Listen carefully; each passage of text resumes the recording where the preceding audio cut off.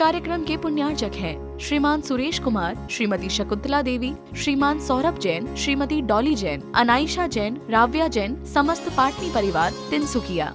वैराग भावनाओं का अलौकिक व्याख्यान करते यहाँ पर कल यहाँ कह रहे थे कि सभी साधना में सबसे उत्कृष्ट कोई साधना है तो स्वाध्याय।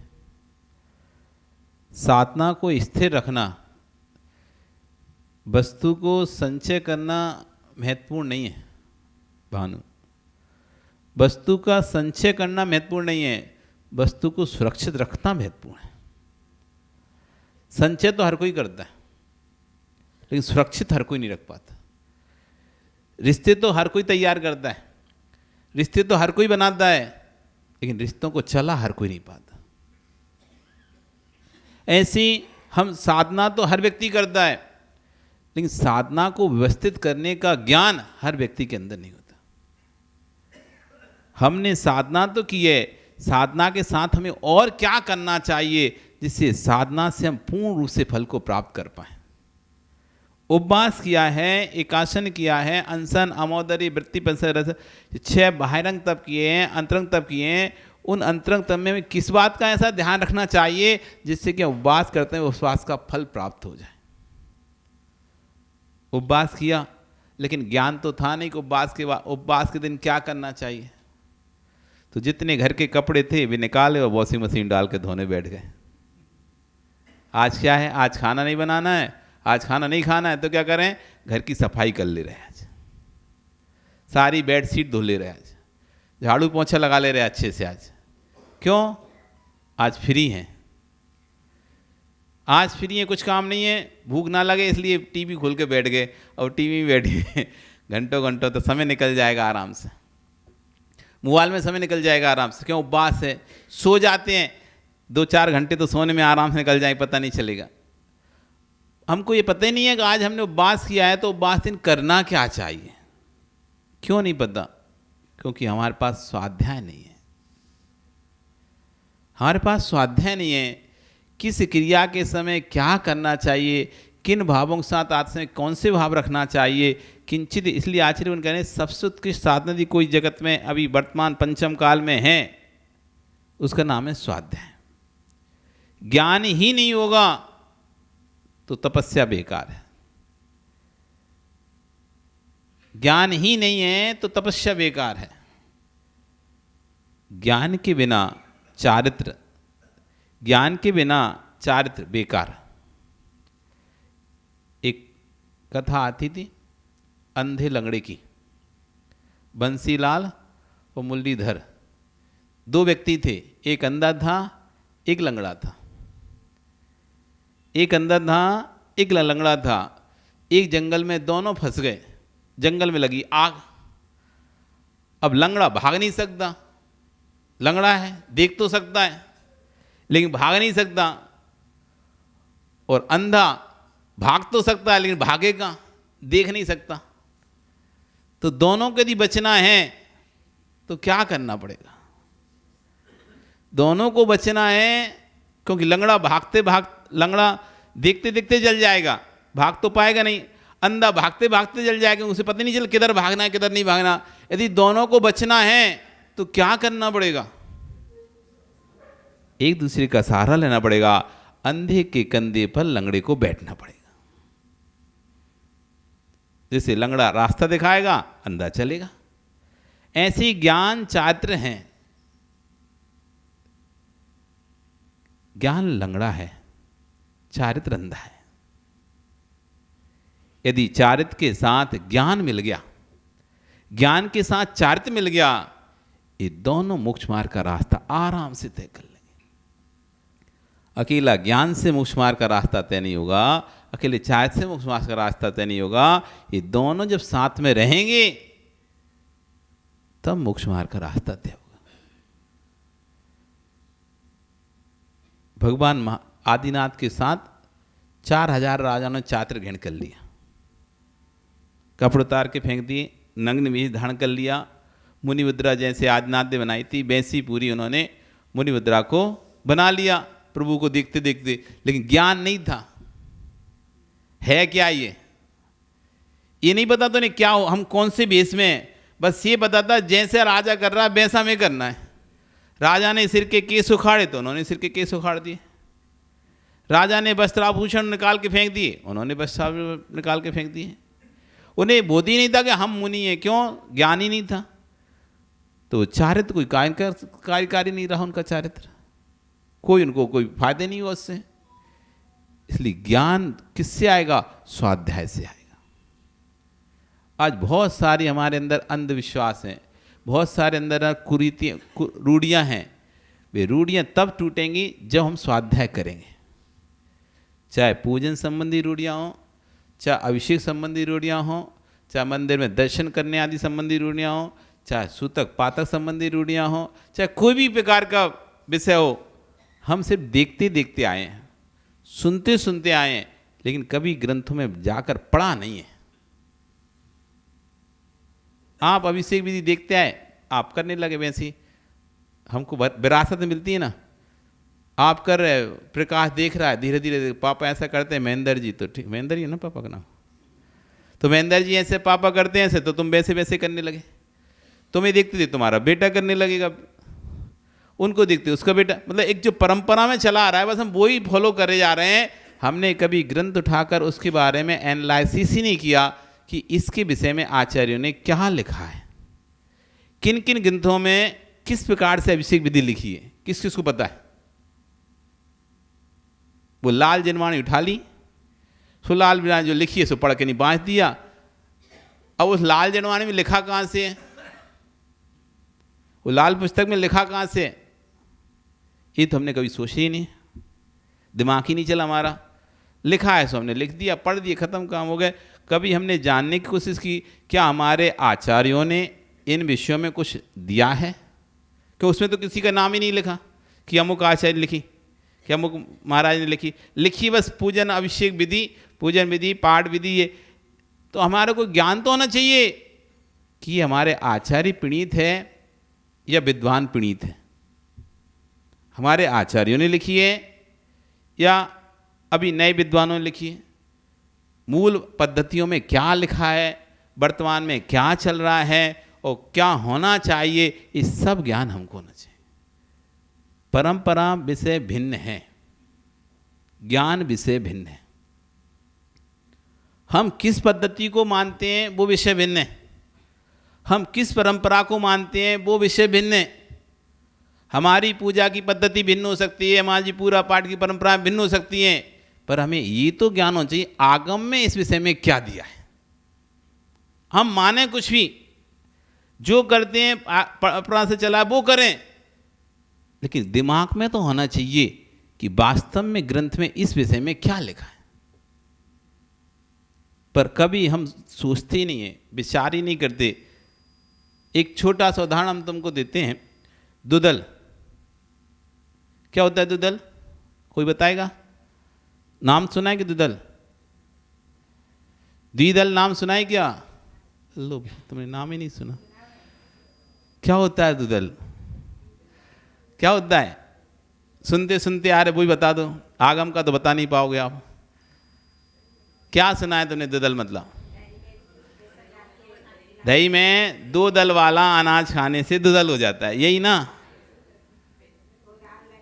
हाँ, लाल लगने से, जो भी है, यही सुना है ना? इसको कहाँ लिखा देखा आपने? किसी ग्रंथ में पढ़ा? नहीं पढ़ा? बात तो बिल्कुल आपने सही करी। दही के साथ 2 अन्न वाला द्विदल, जिसके 2 दल हो जाएं, है ना? दही के साथ ऐसा कोई भी अनाज जिसके 2 दल होते हैं, दाल, किसी प्रकार की दाल, ऐसी अनाज लेना। अब इसमें तिलहन नहीं लेना। मूंगफली के भी 2 दल होते हैं, काजू के भी 2 दल होते हैं, चिरौंजी के भी 2 दल होते हैं, वो नहीं ले लेना। अनाज खाने से 2 दल होता है, ये हम लोक में सुनते चले आ रहे हैं और यही मानते हैं और इसी को देख के फॉलो करते हैं। लेकिन आगम क्या कहता है? आमम्मी दह्यम विदुलन्नी होई, अश्रम भणंती यश्नम पापम जोई। कच्चे दूध से जमे हुए दही के साथ, किससे? कच्चे दूध से जो दही जमता है उसके साथ कोई दो अन्न वाला दल खाने से और लार का संयोग होने से अनंत जीवों की उत्पत्ति हो जाती। अब आपको तो परिभाषा पूरी पता नहीं थी, आपको तो इतना ही पता था दही के साथ खाने से होती है। क्या पता थी? दही के साथ खाने से। जो पता थी ठीक है, आप सुनते आ रहे तो उसको झूठ नहीं बोल रहे कि आप सुने हो, आप सुनते चले आए तो सुनते, वो भी आपका लोक सत्य से कह दिया। क्या क्या कह दिया? लोक सत्य कह दिया, जनपद सत्य कह दिया। आचरण 10 प्रकार के सत्य होता है। कितने प्रकार सत्य हैं? 10 प्रकार सत्य। उसमें एक सत्य है जनपद सत्य। जनपद मतलब होता है शहर, जनपद है ना, पंचायत चुनाव होते, जनपद चुनाव होते हैं, ऐसा। तो जनपद होते एक शहर, उस शहर में जो चले वो जनपद सत्य। जैसे कि हमारे यहाँ उत्तर भारत में, मध्य भारत में कटहल को अभक्ष्य माना जाता है। कटहल समझते ना, हम नहीं खाते, क्यों? हमारे यहाँ कटहल अभक्ष्य है। वहीं दक्षिण भारत में कटहल को भक्ष्य माना जाता है। वहां पर सभी श्रावक गण कटहल खाते हैं। लौकी को अभक्ष्य माना जाता है। यहां लौकी भक्ष्य है, कटहल भक्ष्य है, तो वहां लौकी अभक्ष्य है, कटहल भक्ष्य। ये जनपद सत्य है। अब वहां आप जाके बहस मत करने लगना, अभक्ष्य ये तो कैसे खाते देख रहे। वहां का जनपद सत्य है ये। कटहल कोई जमीकन नहीं है, कटहल कोई जमीकन नहीं है, पेड़ पर होने वाला एक फल है। हम क्यों नहीं खाते? चिपचिपा तरल पदार्थ, चिपचिप होता है, चिपचिप ऐसे खींचता है, एक ग्लानी भाव आता है ऐसे खींचने से, और बहुत जल्दी वो चिपक जाता है। इसलिए यहां पर उत्तर भारत में कटहल को नहीं खाते। दक्षिण में आप जाओ, वहां लोग चिप्स खाते हैं, उसके कटहल के सब्जियां बनती हैं। और वहां जाकर आपने अपना ज्ञान बिखेर दिया, पता तो था नहीं कुछ, आगम समझते नहीं थे, जानते नहीं थे। ग्रंथों में कहीं भी कटहल को अभक्ष्य नहीं लिखा, कहीं भी नहीं लिखा। लेकिन हम नहीं खाते इसलिए हमारे लिए अभक्ष्य। हम दक्षिण भारत में जाएंगे तब भी नहीं खाएंगे, क्यों? हम खाते नहीं हैं। तो अपनी तरफ की जब आगम ज्ञान जब आप होगा तो कोई वहां कटहल खाते दिख जाए ना तो तुम मुंह नहीं बिगाड़ोगे। ये महाराजों के कटहल खा रहे हैं, हम तो श्रावक हो गए नहीं खाते। यदि जनपद सत्य का बोध होगा तुम्हें, आगम का बोध होगा, 10 सत्य का बोध होगा, तो चेहरा नहीं बिगाड़ोगे। नहीं तो तुम गए थे हार देखने, और वहां दिख गए तुम्हें कटहल चौकी में, चौकी में कटहल, ये कैसे महाराज है, ये कैसे व्रती है, भागो यहां से। इस स्वाध्याय की कमी है। तुम चले गए किसी संग में, वहां दही की कड़ी खा रहे थे, मठा की कड़ी खा, मठा की कड़ी, ये तो दुदल हो गया, ये कैसे खा सकते हैं, व्रती कैसे खा सकता है? अपने ज्ञान बखेरने लगे। ज्ञान तो था ही नहीं, आगम तो समझते नहीं थे। आगम कह रहा था कच्चे दूध से बनी हुई दही से दुदल होता है, और जो दही बना है वो पके हुए दूध से बना हुआ है। उन्होंने आगम प्रमाण को रख के वो खा रहे हैं, ठीक है। जो नहीं खा रहे वो भी ठीक है, वो लोग जनपद सत्य को देख रहे हैं। जो नहीं खा रहे हैं वो भी अपनी जगह ठीक है, दही से दुदल होता है, क्यों? जनपद सत्य लोग में ऐसा मानते हैं, तो ये ठीक है, जनपद सत्य तो वो सत्य स्वीकार है। और वो जो खा रहे हैं वो भी सही है, वो भी गलत नहीं है, वे आगम को सामने रखे हुए। मम्मी दहीजम बिदलन्नी हुई, कच्चे दूध से बनी हुई दही से दुदल खाने से दुदल होता है। इसलिए स्वाध्याय जरूरी है। हर वस्तु के अनेक पहलू हो सकते हैं, हर वस्तु के अनेक पहलू हो सकते हैं, लेकिन हमें पहलुओं का ज्ञान नहीं है। कौन किस पद्धति से कौन सा कार्य कर रहा है, वो किस आगम को सामने रख के कर रहा है, ये हमको ज्ञान होना चाहिए। कभी भी तुरंत निर्णय नहीं लेना चाहिए। किसी भी क्रिया को देखकर जो तुमने कभी नहीं देखी हो, ऐसी क्रिया आपने देखी और देखकर तुरंत नहीं गलत है, ऐसा नहीं बोलना चाहिए। हमको क्या है, जैसे हमको तो ऐसा लगता है जैसे हमने पूरे ग्रंथों को पढ़ लिया हो। हमको ऐसा लगता है जैसे हमने पूरे ग्रंथों को पढ़ लिया, पूरे द्वादशांग को पढ़ लिया, आगम को पढ़ लिया और तुरंत निर्णय देते हैं ये गलत है। भैया कैसे गलत है? तुम्हें पता है क्या? तुमने ग्रंथों को पढ़ा है क्या? ग्रंथों को देखा है क्या? अध्ययन किया है? नहीं, हम तो अपने गांव में जब से देख रहे हैं, ऐसा होता ही नहीं है। हमने बुजुर्गों से सुन रहे थे, ऐसा होता ही नहीं। तुम्हारे बुजुर्ग प्रमाण नहीं है, प्रमाण आगम होता है। बुजुर्ग प्रमाण नहीं है, प्रमाण आगम है। इसलिए जब तक किसी बात की गहराई तक नहीं पहुंच जाए तब तक निर्णय नहीं सुनाना चाहिए।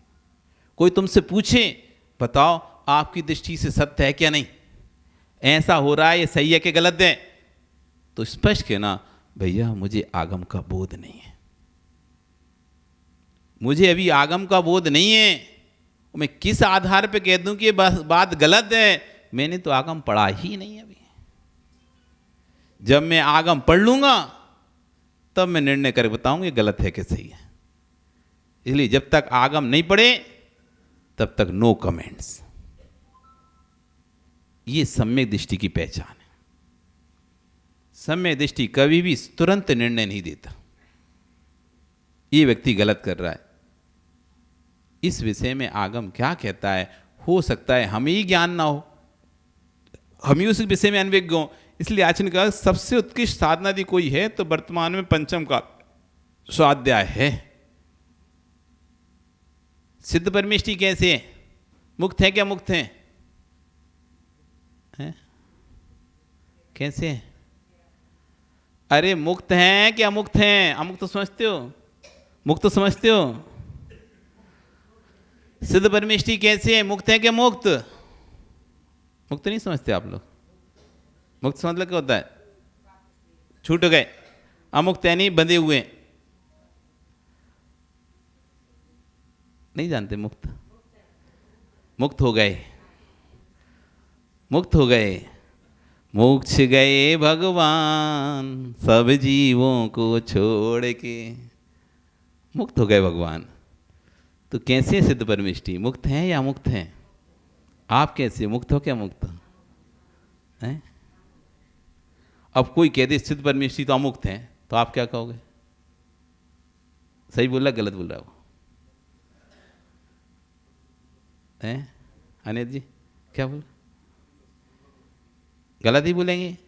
दुनिया कहती है सिद्ध परमेष्टि मुक्त हैं, संसारी जीव अमुक्त हैं, सिद्ध जीव मुक्त हैं। संसारिणो मुक्ताश्च सूत्र भी दिया है। दो प्रकार के जीव होते हैं, एक संसारी जीव और दूसरे मुक्त जीव। संसारी जो संसार में रहते हैं वो, और मुक्त जीव जो सिद्धालय में रहते हैं वो। तो सिद्धालय में कौन रहता है? सिद्ध रहते हैं। तो सिद्ध कैसे हैं? ओ पन्नालाल जी बड़ा सीधा साधा जी, बस समझ में आ गई कि फंस ही जाएंगे तो भैया बोलो ही मत। इस कार्यक्रम के पुण्यार्जक थे श्रीमान सुरेश कुमार, श्रीमती शकुंतला देवी, श्रीमान सौरभ जैन, श्रीमती डॉली जैन, अनाइशा जैन, राव्या जैन, समस्त पाटनी परिवार, तिनसुकिया।